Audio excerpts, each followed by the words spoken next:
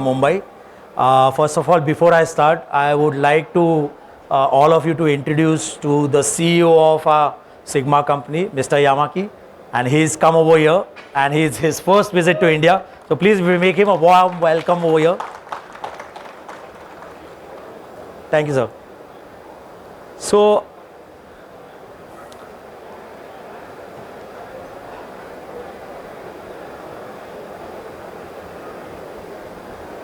about me, I just would like to be very brief.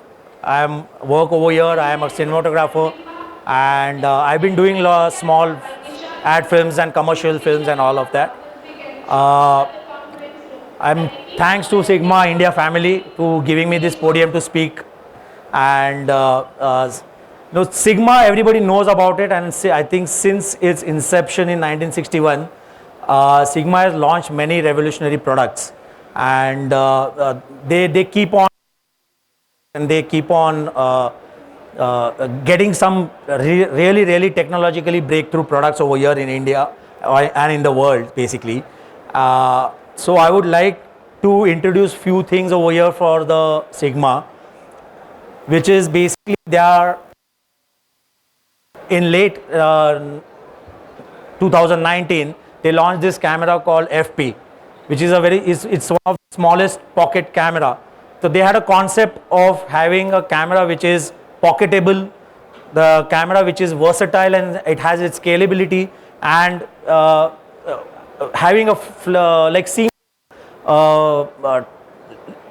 shooting functions which you could camera into whatever you require. So that concept camera called Sigma FP. So I would like to in fact show you a film which was their concept film. Let me just play the film. Can you just switch on, reduce the lights? I think this film will put a perspective of what this camera is, in a very short time. Rather than me speaking about it, I think this will show you the FP, what it's all about.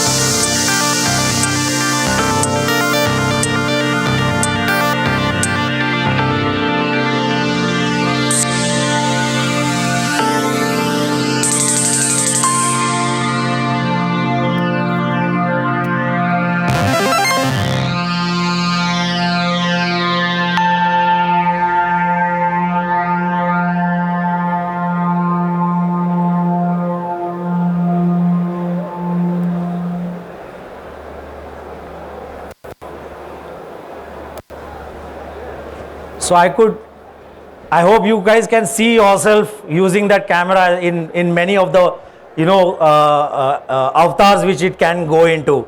So this was one of the smallest and full frame camera which was launched by Sigma, and it's one of the lightest, and it was the world's compact camera. So but compact, but it gave output which I guess the many big cameras couldn't at that point of time. And this camera gave you a versatility, the scalability, the modularity which I guess everyone can use. I, being a profession, could use. I own this camera. I use it like almost for all my commercial projects, a lot of commercial projects.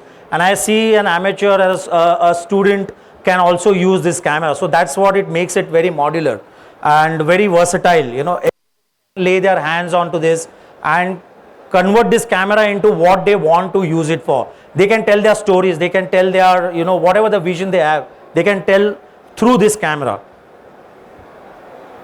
So some of the features which we would talk about of this camera is basically, you know, it's, just let me get back to the slide. Yeah, so it gives you 12-bit raw image, which I guess not any big cameras, modularly big cameras will not give you.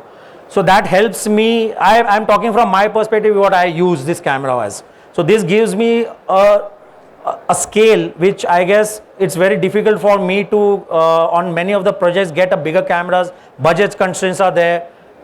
You know, it's impossible sometimes. So this camera becomes one of the most usable, scalable product. So there are a lot of details to this camera. I would like you to guys, you know, go to the Sigma stall, and I think we can discuss over there more. We have like a shortage of time. We can just skip on, like we can go on quickly over here. So these main features I would like to, you know, as a DOP, I would like to convey is that this camera has the 4 main features what it does. So the cinema camera is what everyone looks for, as I do. And what we talk about this cinema camera, when it comes to cinema camera, the first thing comes to our mind is the bit rate, the resolution, you know, the frame rates and all that thing. So this camera, the FP, offers you that cinema capabilities. It records on a 12-bit RAW. It gives you cinema DNG, which is a very scalable codec, and it allows you in a small form factor to give you an image which you can just do whatever you want to do it along with, you know. So also as a professional, as a full-time filmmaker, or you know, as a very serious film projects are there, I can still use this camera as a say because it gives you 12-bit, which I don't think so any camera gives you a 12-bit RAW in such a form factor. There are cameras which will be very huge, you know, but this allows me to, you know, take it in a small spaces or in a conditions where it's a run and gun kind of thing, and I can do the same kind of work which I would do it on any other big cameras. So also it supports the true 24 frames. I think everybody over the cinematic would like to, you know, try shooting on 24 frames and go back to the olden days. So this camera has come up to, via its firmware update, come to a level where it can give you a true 24 FPS and, you know, use that as a medium to tell your story. So as it is, as I said, it's a scalable product. It doesn't mean that only the professionals can use this. It has a 12-bit, it can come down to 10-bit, 8-bit RAW. Also, it can give you an MOV out, which I think I myself have used it for a project which requires a quick turnaround time. You know, I don't have time, I don't have budgets to go into post, convert this RAW into a kind of image which I would like to, you know, project. So the MOV over here helps me, you know, to push this project in a very quickest way. In a day or two I can, you know, deliver. So this it also becomes, so again it becomes a versatile, it becomes a very scalable camera. As a cinema person, as a DOP, I would definitely like its UI to be very user friendly. We always complain about that, you know, there's too many menus and too many pages to go through to set a camera, to even change while we are shooting. So this camera has given me that freedom. It has its a very dedicated cinema UI. It allows me to have an information on a very small screen. It gives me the information which I require, which is basically like your TCs are there, your sound is there, your bit rates and bit resolutions are there. That's what I require. The histogram is there. Those few things which I require are there on my, and there are 4 screens which you can set it. So it quickly, you can, you know, you don't need to get into the menu, and you can just quickly come back to your work, change things and set and start shooting again. So that which allows me to do project very quickly. Uh, this project has gone through quite a lot of change from its inception in 2019 through their firmware updates. So in the recent one of the recent firmware update, it gave us a dual ISO, the base dual ISO, which so 800 at 100 is its base ISO and the 3200. So now I can start shooting in a condition which I wouldn't even imagine 2 years back on this camera. So it again shows the dedication of Sigma, that they are trying to constantly revive this or change it, or get the feedbacks which are there, and upgrade this camera via these firmware updates. And now I guess I can shoot in a conditions which it was really impossible for me to on this camera. Yeah. Also, when it comes to recording format, as a professional, we would like that our image to be so modular and so scalable that we can do something in post. We can get the results what we are looking for, because it's not sometimes possible to have in such a compact camera that everything you get it at one go and ready package. So because of the RAW, it gives you that scalability again. And then it's not only one kind of RAW, but it gives you 3 different RAW outputs. So as per your need, as per your project, as per your demands, you can have Cinema DNG, ProRes RAW and Blackmagic RAW. And I think everybody knows how scalable, how good these codecs are. They're strong, very strong codecs, carry a lot of data, and I guess it can transform your project very quickly. So these are the 3. I think nobody else gives you the 3 different kind of RAWs in one package. So that becomes a very good, versatile camera, right? Depending on your project, you can just go around what you want to do it. So it gives you a DCI 4K output. I guess some of them would know about it, and some of them would understand what the DCI would be useful for. So basically for theater release, you have a DCI output, so it really gives you a DCI output. That's one of the advantage which this camera has. Being such a compact form factor, again the other issue which everybody thinks is about the heating issue. Such a small camera, I have come across the bigger cameras which getting conked off on the set after 4-5 hours of usage. The camera has to shut down because of the heating issue. So this camera has taken this very seriously, and they have given the heat sinks and the fins which are been given. It allows this camera to perform that as soon as you start this camera, whatever the performance it is, it can give you till like hours and hours of film. I have shot myself on this about 16 hours of non-stop shooting. The camera has never stopped. The camera has never even, I don't think so the camera even has a warning sign that it's overheating. It doesn't have in its UI, so it doesn't need it, right? So it doesn't, I have never come across. I would like to know whether it has some kind of that sensor warnings, but it is not there. So they have designed it very nicely, and the heat dissipation about the camera, which allows you to again shoot in a rugged environment. And when you talk about rugged environment, it's all about the weatherproofing, the dust proofing and all that thing, which again this camera has taken care of. For me as a DOP, I think this is an amazing camera for me to work on professionally and get my project done and get the result or tell the story what you want to in a very small compact form factor. But it's not only for the DOP. This camera has a very small nifty tool to it. Again, this is amazing, which there is no camera which has that, and that is called Director's Viewfinder, which we come on to the second thing.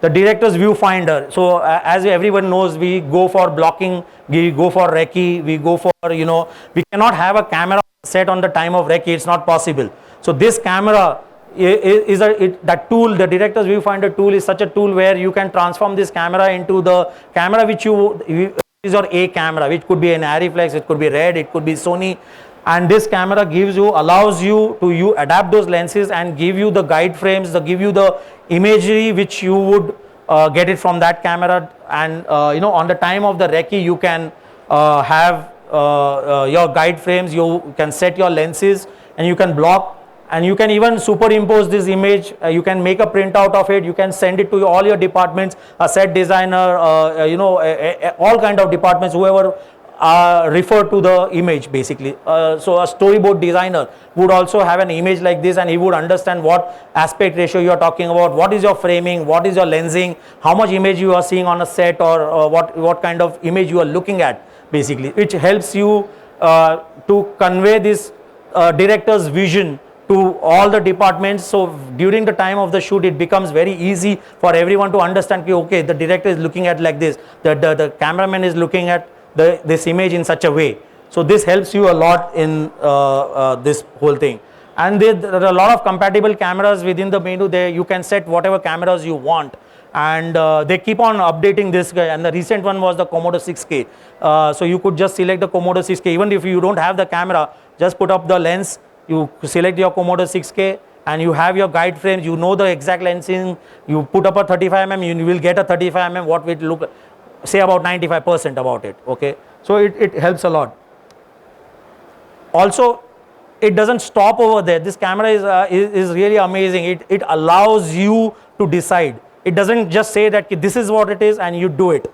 It allows you what you want. So you can custom frame also, customize your frame. If you have a story telling in a square format or a rectangle format, whatever it is, it allows you to do that. So it's again scalable. As a director, as a serious project, we always work on a PL mount lenses, and I guess Sigma has developed a lot of mounts for this, and one of the mount is the PL mount, which again allows you to put up all the cinema lenses which are there available, put up on this camera, convert it into a director's viewfinder, and that's there, and you have 95% of your imagery in front of you, and it gives you a very, very good judgment on the recce day, saves your time on the shoot to make everybody understand. Also, after this, it's also a still camera, so it can, again, this is a third major feature of this. It's a still camera, and it can convert this camera on a switch of a button. It has a button, so it can take up all kind of lenses because of its short flange distance. It can take up any kind of old lenses which you have, any kind of lenses which you have, and it can just take up, it can give you an image. So again, you can experiment with the imagery, what you want. So it just allows you to do that thing.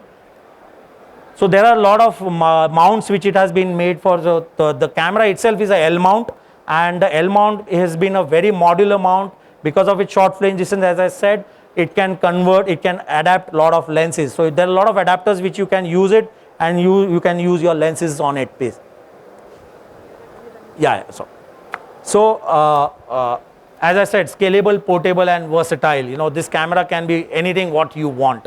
FP didn't stop over there at FP. FP came up, the Sigma came up with an FPL, which is a 61 megapixel camera, and they bumped up the megapixel for still photography. Now here you use it for the scalability. You can just shoot, then you can crop, you can recompose your shots whenever you want it. It also has an OLPF, which is an optical low pass filter, which helps in reducing the moire. I guess you might not be able to see over here much. Itself has a lot of moire. The moire and the fringing about so that's what it reduces basically. It also has a crop zoom function where you don't need to change the lenses, and if if the resolution is not your criteria, then you can just zoom in and just crop into then and there only. You don't need to go into the menu and crop it basically. So that again, one more function is there.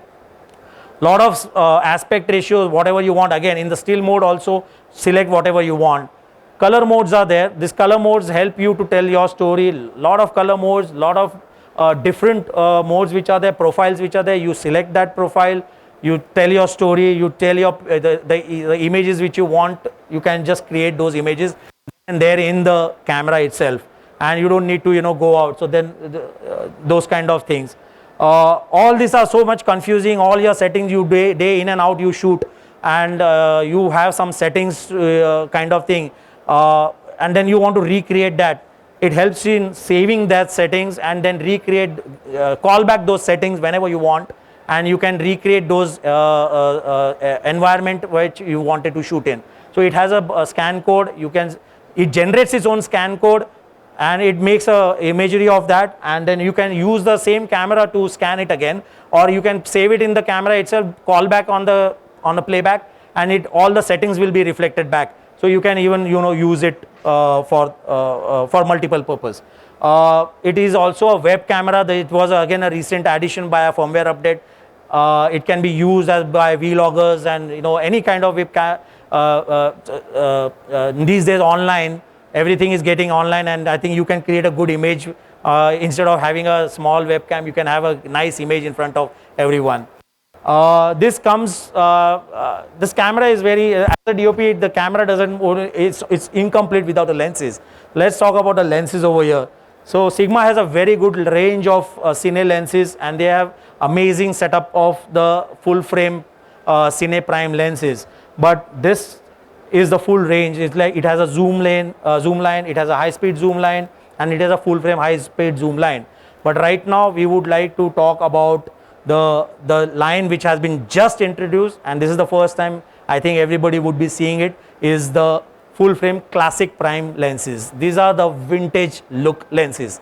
So these are the same full frame high speed lenses, but with a vintage look. So I would like to show you this. It's again an 8K resolution. It covers up the full frame image circle about it, and for professionals who understand eye technology, it also is compatible with eye technology, and it has a 10 lenses setup kind of thing, which I think is more than enough to tell your story. I would like to show you the film the vintage look. Yeah, the vintage look. I'll just to show you the film which we did. It's just been. Can you reduce the lights, please? So I use these lenses, and I just try to create the vintage look, or what it does basically. I guess the image will tell you.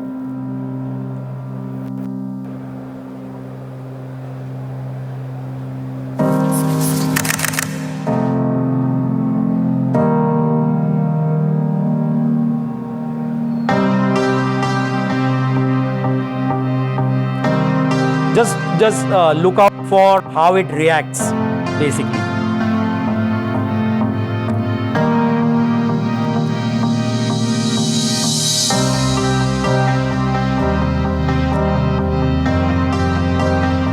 You just look out for the flares, the way the bokehs are being created on this, which is good.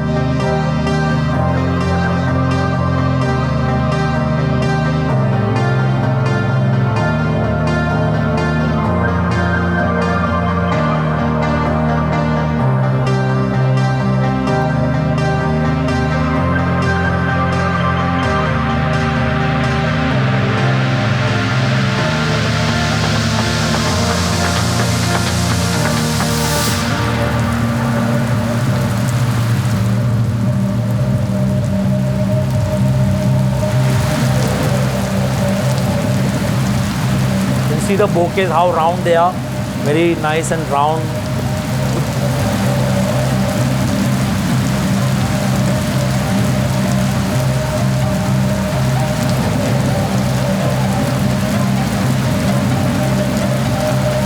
I'm sure the lights are affecting over here a lot, but this Sigma FP, and I have not gone 40 ISO. At the most, I think 800 in a very challenging way. Even I couldn't see the shot while I was. Said let me just challenge this camera. Let me challenge this, and this of these lenses.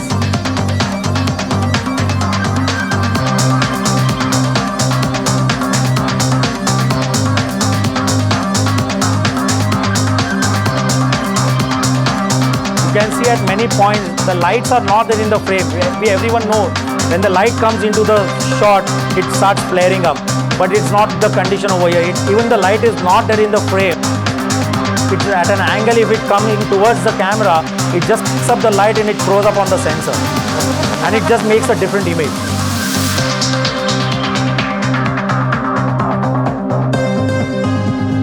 Problems which are there, which we do not want. But then there are projects which we want this. These are the things which, you know, the lens has made it. Well,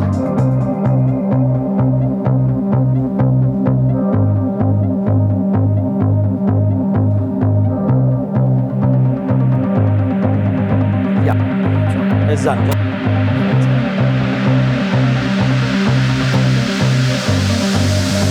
So you could see the refraction, which is, it is not in the frame, but still is flaring because of the uncoating and coating on it. It has been removed. All the normal coating has been removed to it, and the special coating which has been given.